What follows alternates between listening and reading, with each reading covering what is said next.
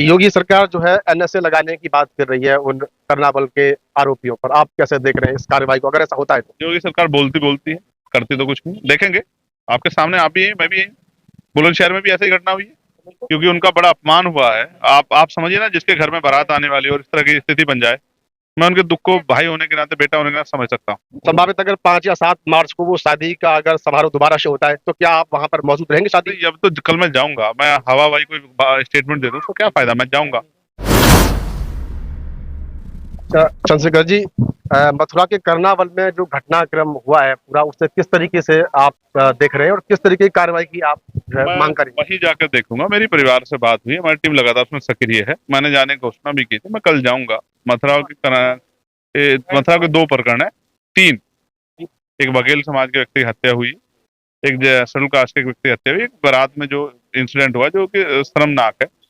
और भी कासगंज में भी एक घटना हुई, अगर आपने देखी हो। दो बच्चों को सिर्फ इसलिए पीटा गया कि उनकी छाती पे जो है जाटव लिखा हुआ था। ये सब चीजें आज भी हमें एहसास कर, जहां हम देश वैज्ञानिक दृष्टिकोण में चांद पे चले गए हम लोग, लेकिन हमारी सोच जो है वो जूतों वाली निकली। तो अभी बहुत कुछ बदलाव की जरूरत है। मैं तो रोज समझाता हूँ कि भाई एजुकेशन को एक्सेप्ट करो, शिक्षा के जरिए जो है बदलाव करो। अभी उसमें थोड़ा समय लग रहा है, लेकिन हम और लोग जो को जागरूक करेंगे। ये चुनाव तो एक बहाना है, लोगों को जागरूक कितना किया आज हमने, आपने देखा। हमने बड़े बड़े घर वालों को जागरूक किया, हमने झोपड़ी वालों को जागरूक किया, हमने कोशिश की कि लोग अपनी वोट की अहमियत को समझे। ये हथियार है हम पे।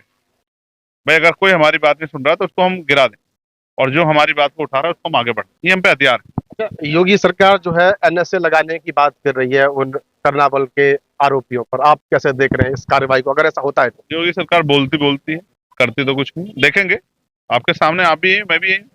बुलंदशहर में भी ऐसी घटना हुई है। अब देखते हैं किस पे एनएसए लगती है, किस पे नहीं लगती।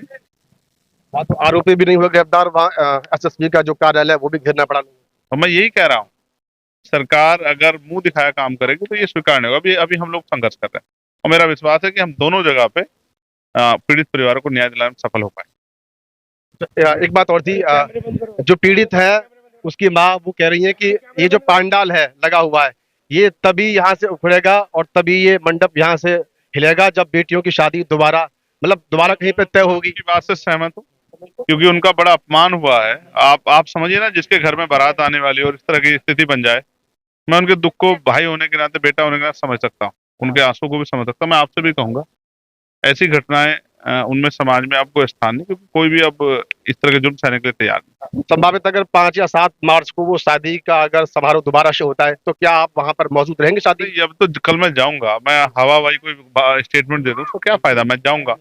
क्या सिचुएशन है, क्या लड़कों से बातचीत होके वो परिवार सहमत हो गए, जबकि मैंने कोशिश की, वो राजस्थान के लोग हैं, कि भाई ये बातचीत बन जाए। लेकिन क्या अभी दूसरे जहां अगर उसकी जगह रिप्लेसमेंट का कहीं और शादी करने पर क्या व्यवस्था होगी, तो ऐसा नहीं।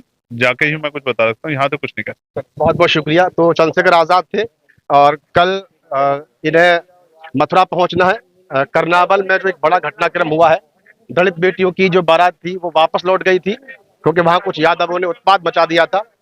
तो उसको लेकर के कल मथुरा पहुंचेंगे और उससे पहले आज गुरुग्राम में प्रत्याशी के समर्थन में वोट की अपील करने के लिए आए थे। निकाय का चुनाव है, 2 मार्च को यहाँ पर जो है वोट पड़ेंगे। तो चंद्रशेखर आजाद की इस प्रतिक्रिया पर आपकी अपनी क्या प्रतिक्रिया है, वीडियो देखने के बाद कमेंट्स बॉक्स में जरूर लिखें। धन्यवाद।